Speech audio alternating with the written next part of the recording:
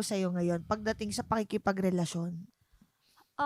Actually, si Mavi is something new eh. Kasi mas bata siya sa akin. First time ko magkaroon ng boyfriend. 3 years age gap namin. Oo. Ilan taon na siya ngayon, bale? 25 na siya ngayon. Pero parang 2 years kasi December birthday ko siya, January. So, I'm 27 now. Kaka-25 na lang. And lahat ng mga past boyfriends ko, past relationship ko, as in talagang mas older than me. 7 years older. 5 years older.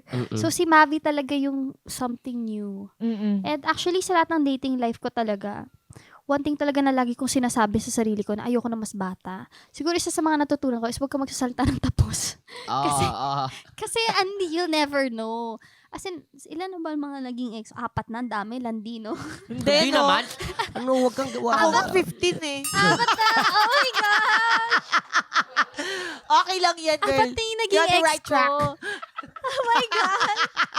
Sa 27, apat yung ano.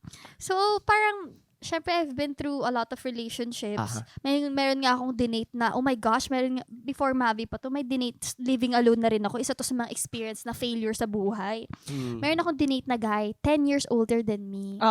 Tapos, parang 2 months, 3 months na kami nagde-date. Tapos nalaman ko may anak pala. Oh my gosh. Pero walang asawa. Baby daddy lang siya. Tapos hindi niya sinabi sa'yo. Hindi niya sinabi sa akin na may anak pala siya.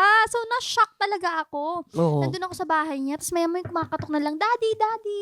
Tapos doon niya sinabi sa akin, I have a son. Sabi ko, meron ako sasabihin sa'yo. Sabi ko, kabit ba ako? May asawa ka ba? Takot na my panic God. ka. Takot ako. Sabi niya, well actually, that's why I continued dating him. Kasi wala naman talaga siyang partner na babae. Kumbaga, he had that kid when he was young. Okay. Sweet mo So, naman. oo. Hindi mo siya dinrap basta. Hindi naman, pero na-shock ako. Parang, oh my God, akala, na-shock ako for a while. Huwag naman din ganun. Huwag niyo naman Oo. itago yung ano. Sabi ko, why did you tell diba? me? Sabi niya, baka daw kasi di ko siya patulan kapag nalaman na may anak. Ano nangyari after? Saan nangyari? Pero we still continued dating for a while. Pero hindi naging kami kasi parang hindi talaga. Oo. May ganun lang talaga. Parang nagkakaroon pa siya ng problem dun sa baby mama niya. And parang ayoko nang idama yung sarili ko sa ganyang bagay. Oo, hindi naman sa hindi ka open to dating Yes, a single father. Pero meron talaga, hindi niyo siya Yes. masisisi kung hindi pa siya ready sa talaga. ganung Tama po. responsibility. Hindi Tama talaga po. ako ready sa ganung responsibility. And yung son niya kasi nasa 6 years old na. Ay, So, ang cute. I mean, nakita ko naman cute, pero feeling ko I'm not capable of being in that kind of situation yet. So, Of I just course. decided to leave. So, at saka buti naman din naman naging kami. And of course, he's mature enough to understand my point of view. So, ayun. So, na. And then, kay Mavi naman, sobrang unexpected talaga kay Mavi. Paano nga nagsimula? Nung nililigawan niya ako, sinasabi ko talaga, oh my God, baby boy lang tingin ko sa'yo. Nagagalit siya. Oh my gosh, how dare you say that to me? Magaling-galing. So, paano nga? Paano nag-start?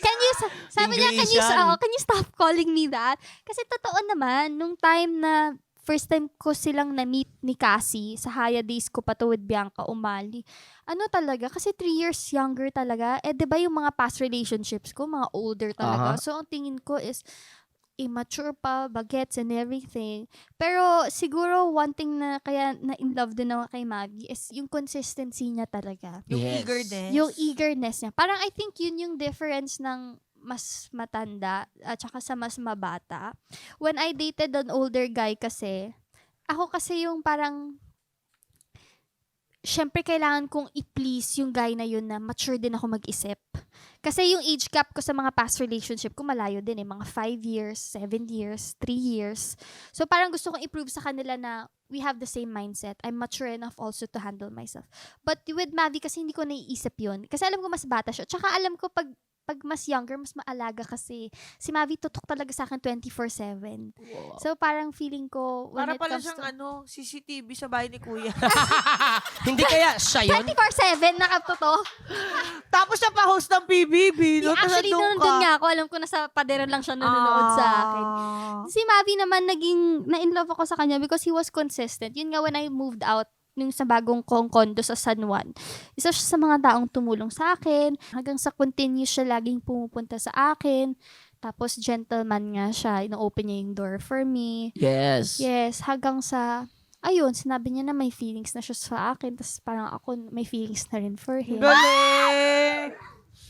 Uy, paano yung eksena nun? Gusto ko nga. Matawa mo saya